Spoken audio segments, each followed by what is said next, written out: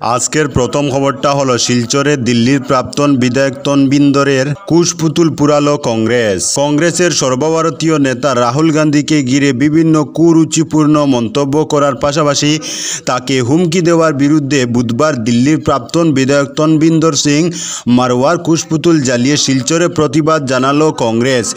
এদিন দলীয় কার্যালয় থেকে পতাকা হাতে নিয়ে মিছিলের মাধ্যমে শহরের বিভিন্ন পথ পরিক্রমা শেষে স্থানীয় পিডব্লিউডি রোড পয়েন্টে পৌঁছে তনবিন্দর সিং মারওয়ার কুশপুতুল দাহ করে বিক্ষোভ প্রদর্শন করেন তারা। বিক্ষোভ চলাকালীন জেলা কংগ্রেস সভাপতি অভিজিৎ পাল বলেন, কংগ্রেস নেতা রাহুল গান্ধীকে ঘিরে তনবিন্দর সিং মারওয়া যেভাবে কুরুচিপূর্ণ মন্তব্য সহ বিভিন্ন হুমকি দিয়েছেন সেটা দেশের নাগরিক সহ দলের কর্মকর্তাদের মনে আঘাত সৃষ্টি করেছে। ঘটনার তীব্র নিন্দা ও ধিক্কার জানিয়ে তিনি আরও জানান, দেশের সেবামূলক কাজের জন্য গান্ধী পরিবারের আত্মবলিদানের বিভিন্ন ইতিহাস রয়েছে। এই অবস্থায় ভারতের প্রাক্তন প্রধানমন্ত্রী প্রয়াত ইন্দিরা গান্ধী সহ কংগ্রেস নেতা রাহুল গান্ধীকে জড়িয়ে তনবিন্দর সিং মারওয়া যেভাবে মন্তব্য করেছেন তাতে দল চুপ করে বসে থাকবে না। বিষয়টি নিয়ে গোটা অসম সহ দেশের বিভিন্ন প্রান্তে কুশপুতুল দাহের পাশাপাশি কংগ্রেসের শীর্ষ নেতারা আইনের দ্বারস্থ হয়েছেন। আগামীতে কেউ কংগ্রেস নেতৃত্বকে নিয়ে এভাবে কুরুচিকর মন্তব্য করলে দল জোরদার প্রতিবাদ গড়ে তোলার পাশাপাশি গান্ধী পরিবারের আত্মবলিদান আদর্শ ও নীতিকে পাথেয় করে কংগ্রেস নেতা রাহুল গান্ধীর পাশে থাকবে বলেও আশ্বাস দিয়েছেন অভিজিৎ পাল। বিক্ষোভে উপস্থিত ছিলেন প্রাক্তন মন্ত্রী অজিত সিং, সংখ্যালঘু সেলের জেলা সভাপতি আনসার হোসেন বরলস্কর সহ অনেকে। আজকের পরবর্তী খবরটি হলো করিমগঞ্জেও পুরল বিজেপি নেতা তনবিন্দরের কুশপুতুল। বিজেপি নেতা তনবিন্দর রাহুল গান্ধীকে নিয়ে মন্তব্য করেছিলেন যে তামুন না হলে ভবিষ্যতে আপনারও আপনার ঠাকুমার মতো পরিণতি হবে। আর বিজেপি নেতা তনবিন্দর সিংয়ের এ ধরনের মন্তব্যকে কেন্দ্র করে বুধবার করিমগঞ্জ জেলা কংগ্রেস কার্যালয়ের সামনে ভারতীয় সড়কের উপর তীব্র প্রতিবাদ করিমগঞ্জ জেলা কংগ্রেসের বিভিন্ন শাখা সংগঠনের কর্মকর্তাদের। এদিন তারা বিজেপি নেতা তনবিন্দর সিংয়ের কুশপুতুল পুড়িয়ে প্রতিবাদ সাব্যস্ত করে। আজকের পরবর্তী খবরটি হলো 21 সেপ্টেম্বর শপথ নেবেন দিল্লির নয়া মুখ্যমন্ত্রী। দিল্লির মুখ্যমন্ত্রী হিসেবে আপ সুপ্রিমো অরবিন্দ কেজরিওয়াল ইস্তফা দেওয়ায় পরবর্তী মুখ্যমন্ত্রী হিসেবে শপথ নেবেন Atishi Marlena. Governor BK. Saxena 21 September এই শপথ গ্রহণের দিন ঠিক করেছেন। ইতিমধ্যেই এ বিষয়ে তিনি লিখিত চিঠি দিয়েছেন রাষ্ট্রপতি দ্রৌপদী মুর্মুকে। শপথ গ্রহণের পর অতিশীকে দিল্লি বিধানসভায় নিজের সংখ্যাগরিষ্ঠতা প্রমাণ করতে হবে। আম আদমি পার্টিতে 2013 সাল থেকে গুরুত্বপূর্ণ ভূমিকা পালন করে আসছেন অতিশী। দলের যে কোনো সিদ্ধান্ত নেওয়ার ক্ষেত্রেও তার ভূমিকা গুরুত্বপূর্ণ। নিজের রাজনৈতিক ক্যারিয়ারে আইন, শিক্ষা, অর্থর মতো দফতর সামলেছেন অতিশী। তিনি দিল্লি বিধানসভায় একমাত্র মহিলা মন্ত্রী। দিল্লিতেই ইতিহাসে ডিগ্রি নিয়ে অতিশী অক্সফোর্ডে স্কলারশিপ পেয়ে মাস্টার্স সম্পূর্ণ করেন। তারপর ফিরে আসেন। কিছুদিন পর দ্বিতীয় মাস্টার্সের জন্য আবার উড়ে যান অক্সফোর্ডে। রাজনৈতিক ক্যারিয়ার শুরুর আগে স্বামী প্রবীণ সিংয়ের সঙ্গে মধ্যপ্রদেশের প্রত্যন্ত গ্রামে একটি ফার্ম এবং একটি শিক্ষামূলক প্রতিষ্ঠানের সঙ্গে যুক্ত ছিলেন তিনি। এবার মুখ্যমন্ত্রী পদে থেকে রাজধানীর নেতৃত্ব থাকবে তারই হাতে। আজকের পরবর্তী খবরটি হলো এক দেশ এক নির্বাচন অনুমোদন কেন্দ্রীয় মন্ত্রিসভার। এক দেশ এক নির্বাচন সংস্কারে অনুমোদন দিল কেন্দ্রীয় মন্ত্রিসভা। বুধবার কেন্দ্রীয় মন্ত্রিসভা এক দেশ এক নির্বাচন সংস্কারের অনুমোদন দিয়েছে। এই একই সময়ে নির্বাচন প্রক্রিয়া সম্পর্কিত কবিন প্যানেলের রিপোর্টও মন্ত্রিসভার অনুমোদন লাভ করেছে। এক দেশ এক নির্বাচন নীতির উপর এই উচ্চ পর্যায়ের কমিটির রিপোর্ট সেদিনই কেন্দ্রীয় মন্ত্রিসভার বৈঠকে পেশ করা হয়েছে। প্রাক্তন রাষ্ট্রপতি রামনাথ কোবিন্দের নেতৃত্বে এই কমিটি লোকসভা নির্বাচন ঘোষণার পূর্বে মার্চ মাসে তাদের রিপোর্ট জমা দিয়েছিল। এক দেশ এক নির্বাচন নিয়ে অনেক দিন ধরেই আলোচনা চলছে। এক দেশ এক নির্বাচনের সম্ভাবনা খতিয়ে দেখতে কেন্দ্রীয় সরকার প্রাক্তন রাষ্ট্রপতি রামনাথ কোবিন্দের নেতৃত্বে একটি কমিটি করে। সেই কমিটি 62টি রাজনৈতিক দলের সঙ্গে কথা বলেছিল। এর মধ্যে 32টি এক দেশ এক নির্বাচনকে সমর্থন করেছে, যেখানে বিপক্ষে রয়েছে 15টি দল, আর 15টি দল কোনো জবাব দেয়নি।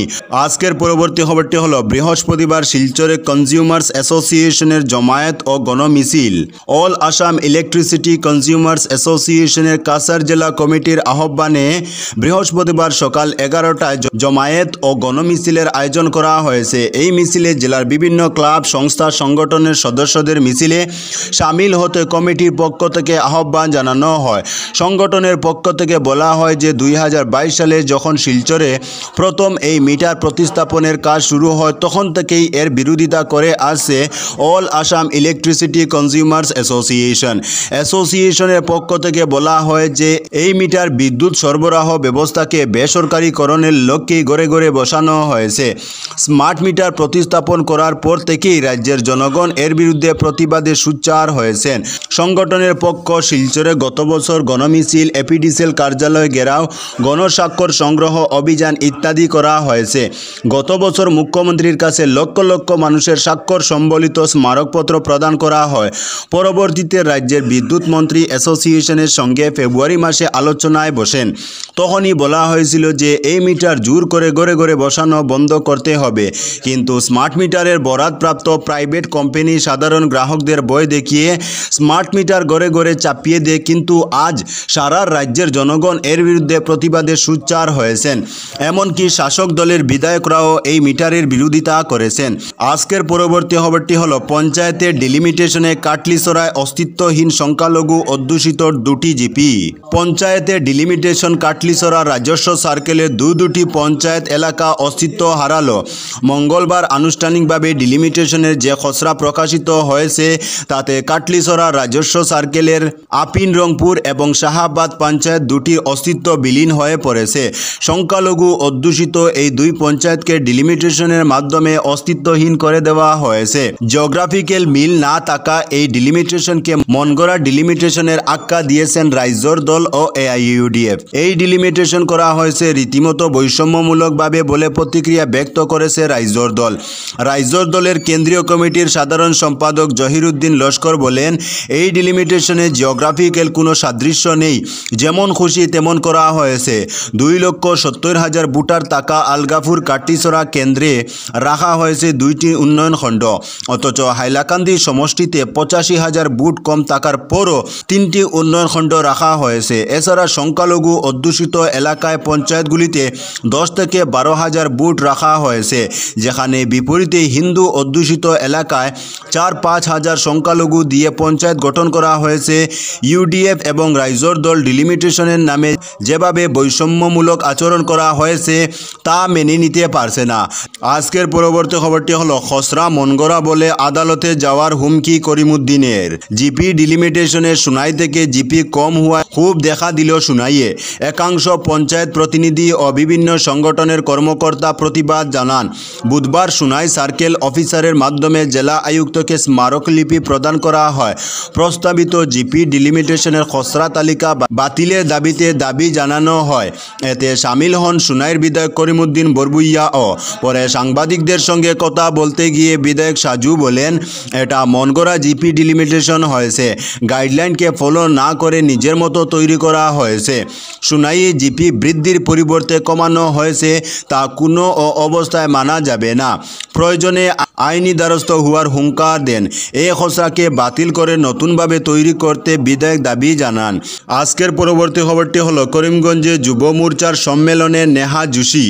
জেলা গ্রন্থাগারে অনুষ্ঠিত হলো যুব মোর্চার সদস্য অন্তর্ভুক্তি অভিযান ও যুব সম্মেলন অনুষ্ঠিত হয়। সম্মেলনে অনুষ্ঠানে অংশ নেন সর্বভারতীয় যুব মোর্চার সহসভানেত্রী নেহা জোশী। বুধবার জেলা যুব মোর্চার সভাপতি বীরেন দাসের পৌরোহিত্যে সদস্য অন্তর্ভুক্তি অভিযান ও যুব সম্মেলনে রাহুল গান্ধীকে তীব্র আক্রমণ করে বক্তব্য রাখেন নেহা জোশী। যুব সম্মেলনে উপস্থিত ছিলেন জেলা সভাপতি সুব্রত ভট্টাচার্য এবং রাজ্যসভার সদস্য মিশন রঞ্জন দাস ও সাংসদ কৃপানাথ মাল্লা। একদিনের সফরসূচি নিয়ে করিমগঞ্জ এসেছেন জোশী। করিমগঞ্জে পৌঁছে নেহা জোশী ও রাকেশ দাস প্রথমেই উভয় নেতা ভারত বাংলাদেশ আন্তর্জাতিক সীমান্ত এলাকা পরিদর্শন করেন। আজকের পরবর্তী খবরটি হলো শিলচরের CBIর হাতে গ্রেফতার কেন্দ্রীয় জল কমিশনের কেজেই। কেন্দ্রীয় জল কমিশনের শিলচরে মেঘনা division junior engineer Ayush Kumar Ghosh দাবি ও গ্রহণ করার জন্য গ্রেফতার করেছে central bureau of investigation CBI.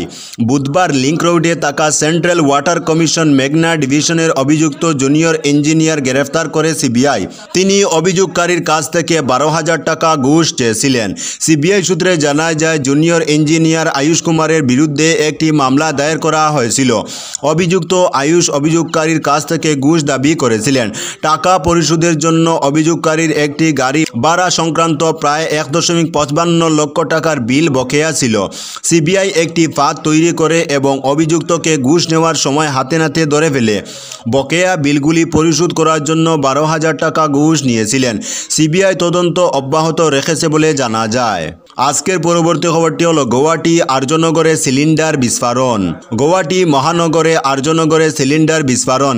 এর ফলে আর্যনগরে ভয়াবহ আগুন লেগেছে। 4টি সিলিন্ডার বিস্ফোরিত হয়েছে। এ ঘটনায় এলাকায় আতঙ্ক বিরাজ করছে। আগুনে একটি বাড়িসহ লাখ লাখ টাকার সম্পদ পুড়ে গেছে। ফায়ার ব্রিগেড কর্মীরা ইতিমধ্যে ঘটনাস্থলে পৌঁছেন। তো বন্ধুরা, আজকের জন্য এতটুকু। পরবর্তী কোনো নতুন ভিডিওতে দেখা হবে। তখন অবধি ধন্যবাদ।